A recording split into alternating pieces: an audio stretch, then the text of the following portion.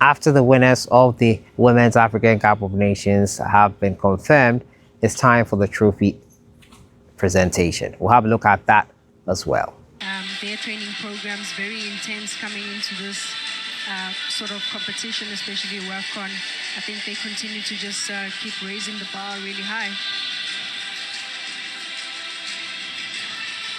So here come Ghana. Maybe a word from you, Amanda, about Ghana. The little surprise that they got this far. Is this a revival, perhaps, for the Black Queens?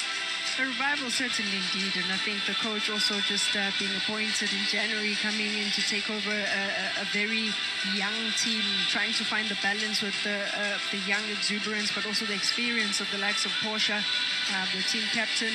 The dark horses of the competition, I don't think that anybody gave them a chance to be where they are, but certainly applied themselves. They introduced us to some very, very fresh talent. I think players who really started unknown, but now really going away back home to Ghana, Accra, maybe with a loud statement and certainly unforgettable. Bali? It's Ghana going up on the stage there, if you're wondering. They came third in the tournament. As we celebrate, of course, Morocco as well as Nigeria in second and first. Nigerians will be loudest this evening as they have won it for the 10th time in a row. But it's Ghana that goes up. A tournament to be proud for the Ghanaians. Absolutely. You know, these women brought the heat into the tournament, and you could see it. You could see it. They've been absent since 2018 when they hosted it, actually, and they didn't get out of the group. They're also another country that is rebuilding their women's football, and it's getting better and better because you can see with the young players that they have, they've got 16-year-olds, 17-year-olds in their team. The oldest player, Bucheka, who's there as the captain, Portia, she has more than 100 caps, and she's really led this team. This is a good one for them when you look at the type of football that they play. So congratulations to them. They really fought for it. This coach here was not looked at to say he's going to do good, but he really did well for the Ghanaians.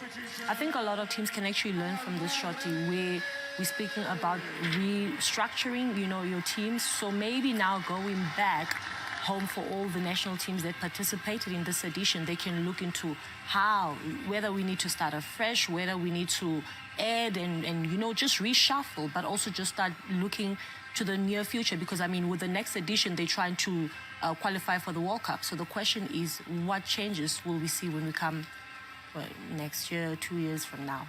Back-to-back second place for this Moroccan team. They lost against Nigeria. Last time around, they lost against South Africa's Banyana. They were 2 goals up, so close, 45 minutes away from lifting this trophy that is so far from them all the time. The one thing they want in women's football, with all the progressions that they've made in women's football, this is the one thing that eludes the Moroccans. As they go up to get a medal, they care not for when they know well that gold was within reach. Chebak there, she's won the player of the tournament, the top goal scorer. But unfortunately, the one that she wants most, the gold medal from winning the entire tournament, not to be.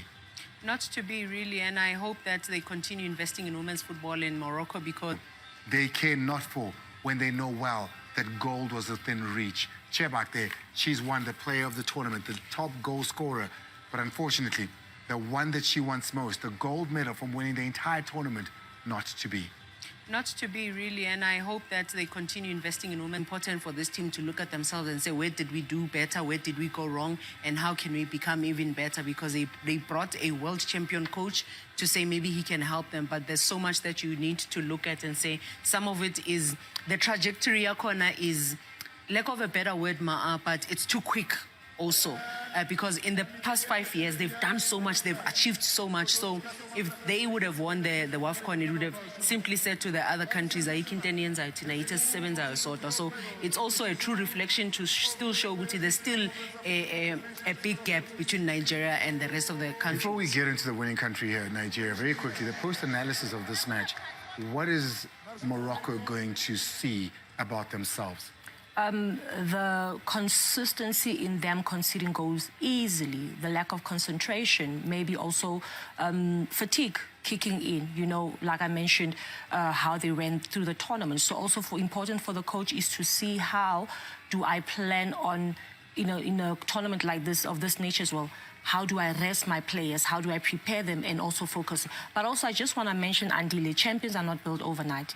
Looking at South African history as well, back when we were playing, we used to go to the finals with Nigeria for almost a decade before we won it. So Morocco, they're on the right path. Well, you said a decade, that's 10. That's exactly the same amount of times they've won it. Look at the jubilation, look at the excitement. It is a brilliant vibe in Morocco, in Rabat, as Nigerians go up to receive their gold medals. It's a medal that has been missing from their necks for a very long time, one they've wanted back for a very long time. The pride of Nigeria stands up all the way from Uluehi to Chuku, down to Chioma Okafo, Deborah Jibiona Abion, Rashidat Busako Ajibade, Rashidat. Aye, where's that in the mic? She won it as an 18-year-old and she's winning it now as a 25-year-old, and now she's the captain. It's even more sweeter. So the coach has a lot more to build on going forward. I think also credit must also go to the previous coach, Randy, even though he did not do well in the previous Wafcon, but he tried to steady the ship and rebuild this Nigerian side.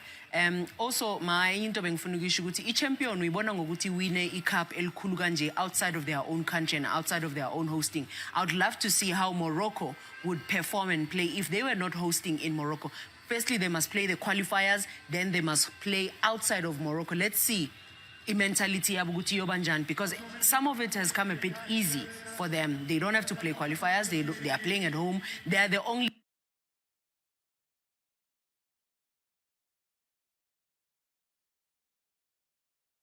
of their own hosting. I would love to see how Morocco would perform and play if they were not hosting in Morocco. Firstly, they must play the qualifiers, then they must play outside of Morocco. Let's see mentality yabuguti yobanjan, because some of it has come a bit easy for them. They don't have to play qualifiers. They are playing at home. They are the only team, maybe with their opponents, that has had a full capacity stadium. They played against Portugal.